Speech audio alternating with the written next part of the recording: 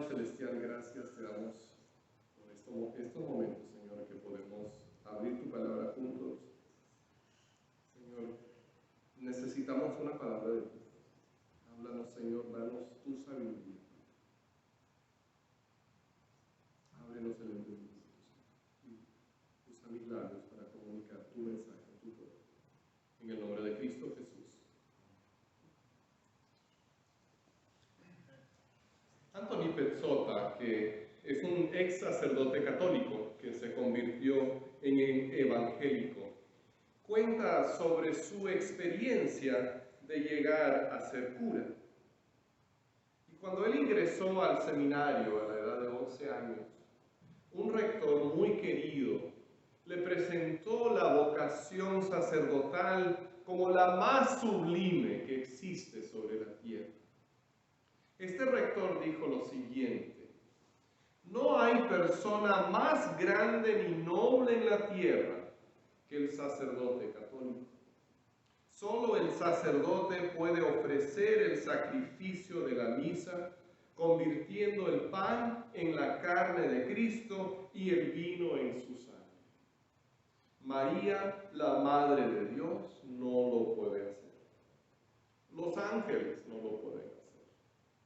Ninguna persona en la tierra, aunque sea rey o emperador, puede recibir el perdón de sus pecados al menos que se arrodille delante de un sacerdote, le confiese sus pecados y lleve a cabo la penitencia que el sacerdote le impone. Al oír estas palabras queda muy claro que el ministerio sacerdotal es algo muy apreciado y muy especial dentro de la Iglesia Católica Romana. Y seguramente hay muchos sacerdotes que son sinceros y devotos y que llevan a cabo su función con gran esmero. Muchos de ellos son buenas personas y quizás hayas conocido en tu vida un buen sacerdote.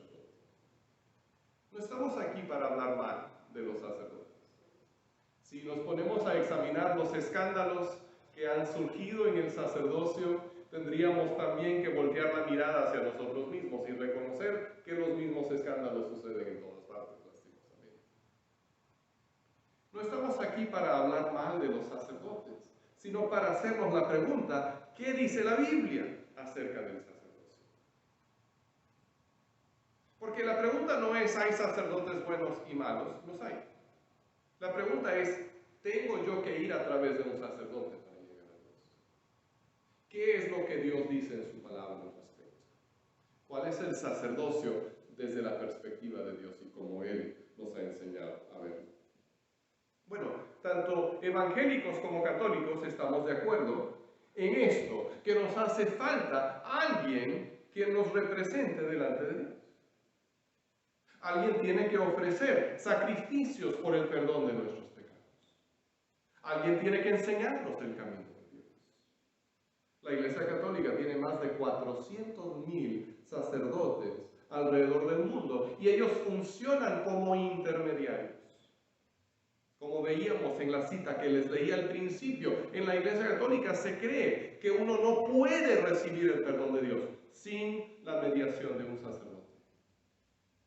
Uno no puede ser perdonado sin que un sacerdote le diga que es perdón. Pero ¿será realmente eso lo que la Biblia nos dice?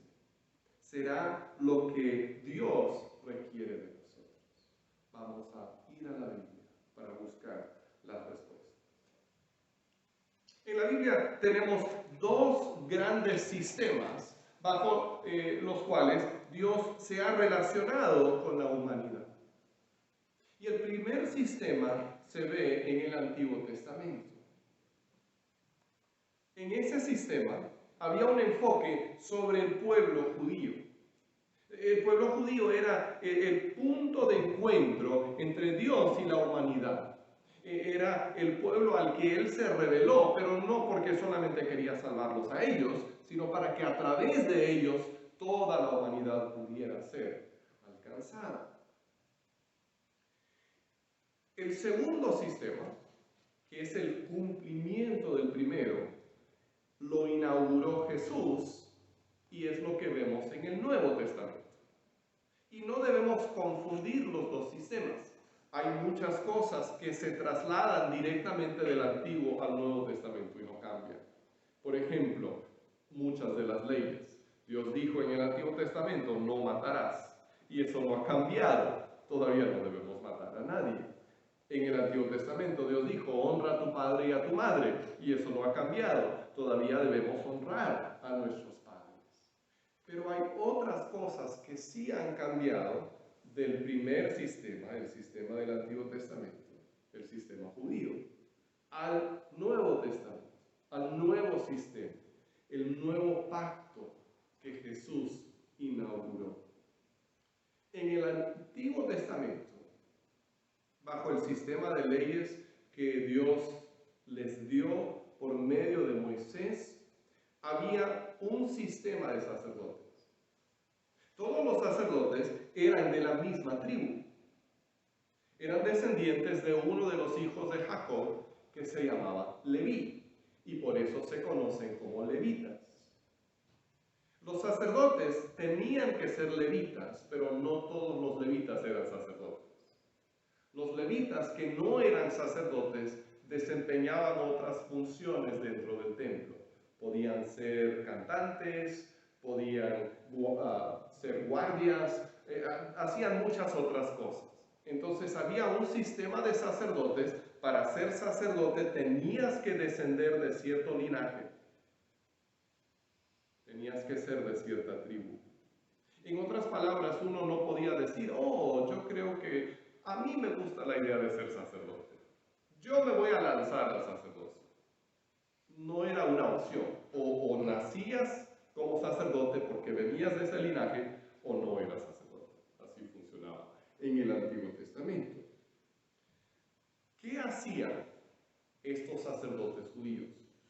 Ahora, antes de hacernos esa pregunta, podemos decir, bueno, ¿y qué importa? ¿No? Ya no estamos bajo ese sistema.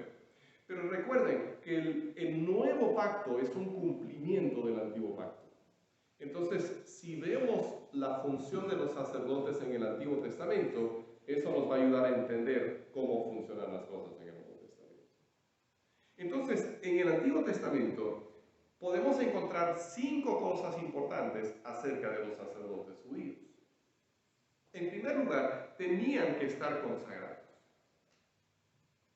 Éxodo 29:1 dice, para consagrarlos como sacerdotes a mi servicio, harás lo siguiente. Y entonces, si seguimos leyendo el pasaje, empieza a describir los sacrificios de sangre y el proceso de purificación que todos los sacerdotes tenían que pasar para poder servir en el templo. Así que eran personas escogidas y consagradas. Dios decidía quién iban a ser los sacerdotes. Ahora, en segundo lugar, los sacerdotes ofrecían sacrificios. Por ejemplo, Levítico 5:12 dice esto, llevará este sacrificio al sacerdote, quien tomará un puñado de la ofrenda memorial y lo quemará en el altar junto con los sacrificios presentados por fuego al Señor. Es un sacrificio expiatorio. Este versículo es solo un ejemplo de muchos, que lo que nos demuestran es que todos los sacrificios tenían que ser hechos por un sacerdote. Yo no podía decir, si era un israelita común y corriente, quiero ofrecerle un sacrificio a Dios, voy a hacer un altar aquí en el patio de mi casa y se lo voy a sacrificar. No, Dios no lo aceptaba. Tenía que llevarlo al sacerdote y el sacerdote lo sacrificaba. Entonces, si era un sacrificio por mi pecado, lo tenía que llevar al sacerdote. Si era un sacrificio de gratitud, lo tenía que llevar al sacerdote. Si era un sacrificio de comunión con Dios, lo tenía que llevar al sacerdote. El sacerdote era el que tenía que hacer todos los sacrificios sin excepción. En tercer lugar, los sacerdotes diagnosticaban a los que sufrían de ciertas enfermedades. Ellos también eran los encargados de reconocerlo cuando eran curados. Levítico 13:2 describe el proceso. Cuando a una persona le salga en la piel alguna inflamación, erupción o mancha blancuzca que pueda convertirse en infección, se la llevará al sacerdote Aarón o a alguno de sus descendientes, los sacerdotes. Entonces, cualquier persona que tenía algo en la piel que podía parecer lepra, tenía que ir al sacerdote y el sacerdote era el que decía si es lepra o no es lepra. Y después de quedar sana, tenía que ir al sacerdote y el sacerdote miraba y decía si ya está sana. Pero lo interesante es que en el Antiguo Testamento los sacerdotes no tenían ningún poder para curar a la gente enferma. Podían decir estás enfermo o estás sano, pero no podían sanar a nadie. En cuarto lugar, los sacerdotes pronunciaban la bendición de Dios sobre el pueblo y juzgaban ciertos casos legales. Por ejemplo, Deuteronomio 21:5 dice esto: los sacerdotes levitas pasarán al frente para cumplir su tarea, porque el Señor tu Dios los eligió para pronunciar bendiciones en su nombre y para ministrar y decidir en todos los casos de disputas y asaltos. Entonces había una bendición sacerdotal que solo los sacerdotes podían pronunciar. Era como decir Dios te bendiga, pero con un poder muy especial. Solo los sacerdotes podían pronunciar esa bendición. Y cuando había ciertos casos criminales, eran los sacerdotes quienes los recibían. En quinto lugar, los sacerdotes cargaban el arca de la presencia de Dios. El arca del pacto era la señal visible de que Dios estaba presente con ellos. Ellos, a diferencia de las demás naciones, no tenían ningún ídolo que representara a su Dios, porque Dios no quiere eso. Pero sí tenían el arca, que era como el trono de Dios. Y al tener el arca con ellos, sabían que Dios también estaba con ellos. Pero no era cosa de que cualquier persona pudiera cargar esa arca. De hecho, nadie la podía tocar, ni siquiera los sacerdotes. Ellos tenían que usar palos grandes que se insertaban por anillos que eran parte del arca y ellos levantaban esos palos para no tocar jamás el arca. Pero ellos eran los únicos que tenían el derecho y el privilegio de cargar el arca de la presencia de Dios. Y eso lo vemos, por ejemplo, en Josué 3:3. Cuando vean el arca del pacto del Señor su Dios y a los sacerdotes levitas que la llevan, abandonen sus puestos y pónganse en marcha detrás de ella. Esto describe lo que sucede cuando están a punto de entrar a la tierra prometida. Y Dios va adelante. Y ellos lo saben porque ahí están los sacerdotes llevando el arca de la presencia de Dios. Así que los sacerdotes judíos eran escogidos y consagrados por Dios, ofrecían sacrificios, diagnosticaban a los enfermos, pronunciaban bendición y juicio y cargaban el arca de la presencia de Dios. Observen bien esas 5 cosas que eran el ministerio de los sacerdotes que descendían de Aarón, el hermano de Moisés. Porque vamos a regresar a estas 5 cosas en un momento. Pero antes de dejar el Antiguo Testamento, tenemos que reconocer que había también un sacerdocio más, que no era el de Aarón, no era el de los levitas, era anterior, más antiguo.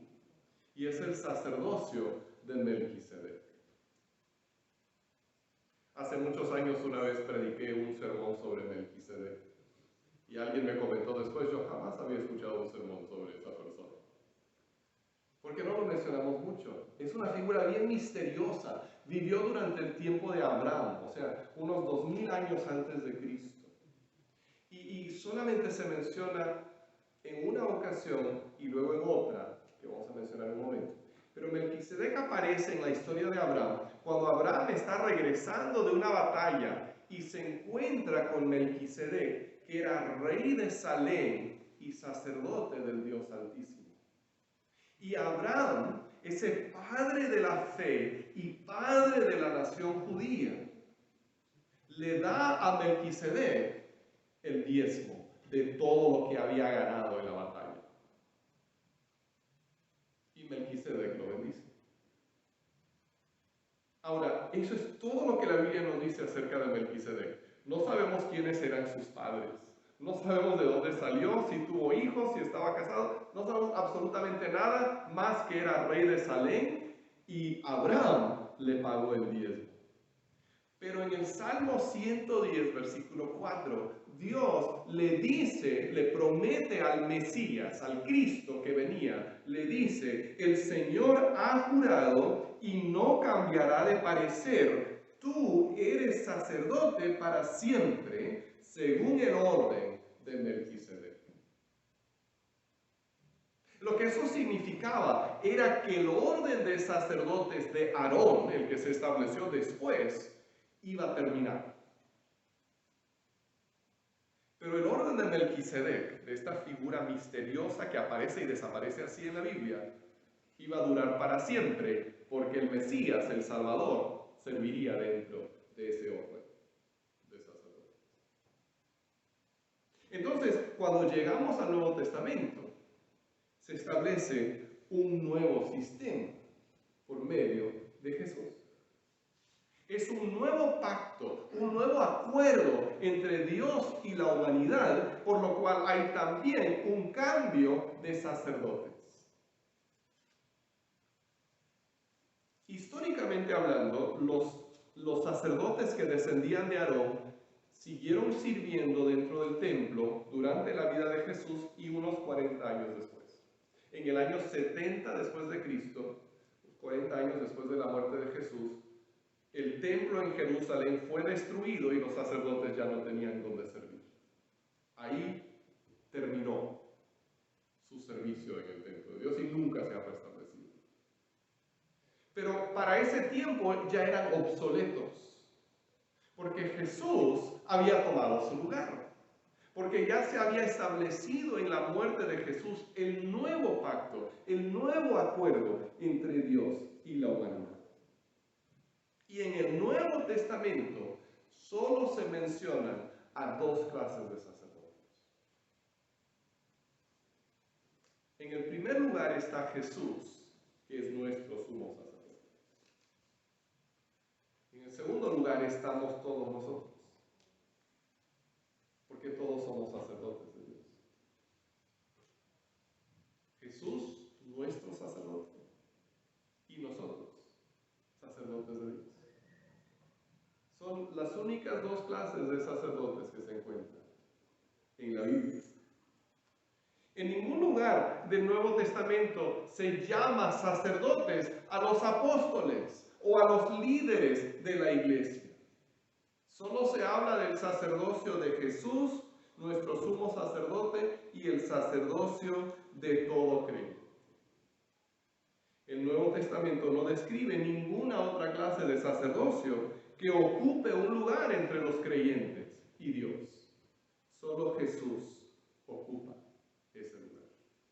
Y lo que en realidad ha hecho la Iglesia Católica es jalar el sacerdocio del Antiguo Testamento y tratar de imponerlo en el Nuevo Testamento cuando no aparece. Observa que Jesús cumple a la perfección las 5 cualidades de los sacerdotes del Antiguo Testamento. En primer lugar, Jesús fue consagrado antes de nacer. Porque Hebreos 10:5 dice: por eso, al entrar en el mundo, Cristo dijo: a ti no te complacen sacrificios ni ofrendas, en su lugar me preparaste un cuerpo.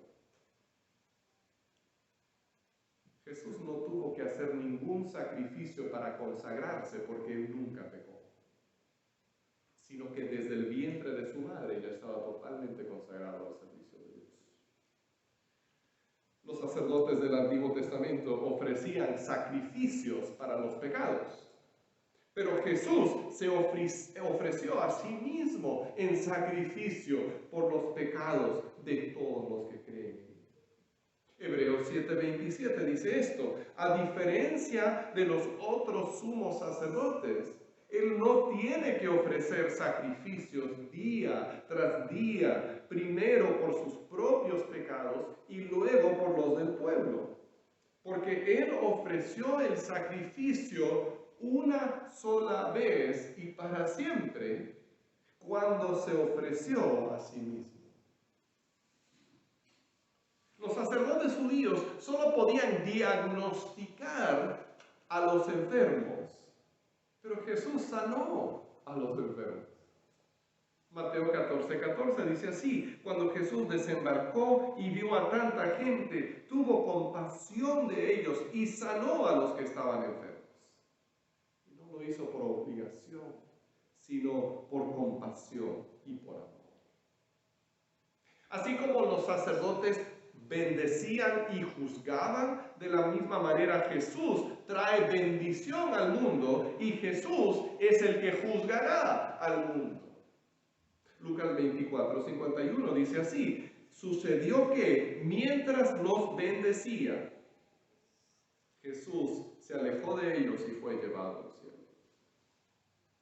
Y Hechos 17:31 declara esto acerca de Jesús: Él ha fijado un día en que juzgará al mundo con justicia, por medio del hombre que ha designado. De ello ha dado pruebas a todos al levantarlo de entre los muertos. Jesús es el hombre que Dios ha designado para juzgar a vivos y a muertos. Y finalmente, mientras los sacerdotes judíos cargaban el arca de la presencia de Dios, Jesús es la presencia misma de Dios entre nosotros. Juan 1:14 dice de él: y el Verbo se hizo hombre y habitó entre nosotros, y hemos contemplado su gloria, la gloria que corresponde al Hijo unigénito del Padre, lleno de gracia y de verdad. Jesús es el único sacerdote que necesitamos nosotros. Es el intermediario perfecto entre nosotros y Dios. Es ideal, no podríamos imaginarnos otro mejor. Porque dio el mejor sacrificio, vivió la mejor vida, es Dios mismo y es hombre. Fue perfecto, no tuvo que sacrificar animales por sus propios pecados antes de sacrificarlos por otros, porque no tuvo pecados. Es el sacerdote totalmente ideal. Y bajo su autoridad, todos nosotros tenemos libre acceso a la presencia de Dios.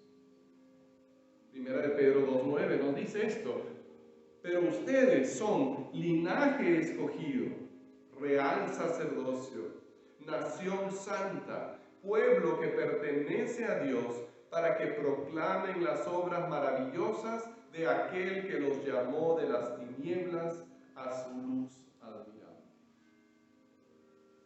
Es interesante que a veces la Iglesia Católica aplica este pasaje a los sacerdotes, cuando el contexto deja muy claro que se está refiriendo a todos los creyentes.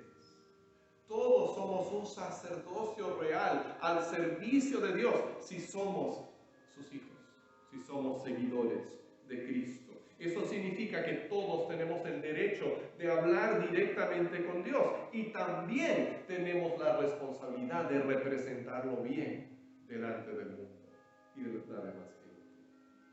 Todos somos sacerdotes. Ahora alguien podría decir, entonces, ¿qué del liderazgo de la iglesia? La Biblia llama a los líderes de la iglesia con varios nombres, pero ninguno de ellos es sacerdote. Los llama ancianos, supervisores u obispos y pastores. Nunca los llama sacerdotes. Primera de Pedro 5:1-3 nos dice: a los ancianos que están entre ustedes, yo que soy anciano como ellos, testigo de los sufrimientos de Cristo y partícipe con ellos de la gloria que se ha de revelar, les ruego esto: cuiden como pastores el rebaño de Dios que está a su cargo, no por obligación ni por ambición de dinero, sino con afán de servir como Dios quiere. No sean tiranos con los que están a su cuidado, sino sean ejemplos para el rebaño. La iglesia necesita líderes, pero no son sacerdotes, no somos sacerdotes. Debemos ser ejemplos. Debemos ser pastores que cuidan a las ovejas, que las protege, que las alimenta. Debemos ser personas a cargo, al frente, pero no intermediarios. Y quiero que saquemos muy rápidamente 3 conclusiones de lo que hemos visto. La primera de ellas es que Jesús es el sacerdote que necesitamos todos. ¿Sí? No hay mejor persona para representarte delante de Dios. Entonces acércate a Él. Acércate a Él por fe. Recibe su perdón, recibe el beneficio de su sacrificio. No andes buscando a otra persona que te represente delante de Dios. Pon toda tu confianza en Jesús, porque Él es el sacerdote perfecto. Segundo, no mires a ningún pastor, ningún líder, ningún apóstol o predicador o lo que sea como tu intermediario contigo y Dios. Porque no hay más que Jesús. Y me parece que a veces nosotros, aunque hemos salido de la Iglesia Católica, pero todavía tenemos esa mentalidad de que yo no soy digno de acercarme a Dios, entonces voy a buscar a otra persona que me represente con Dios.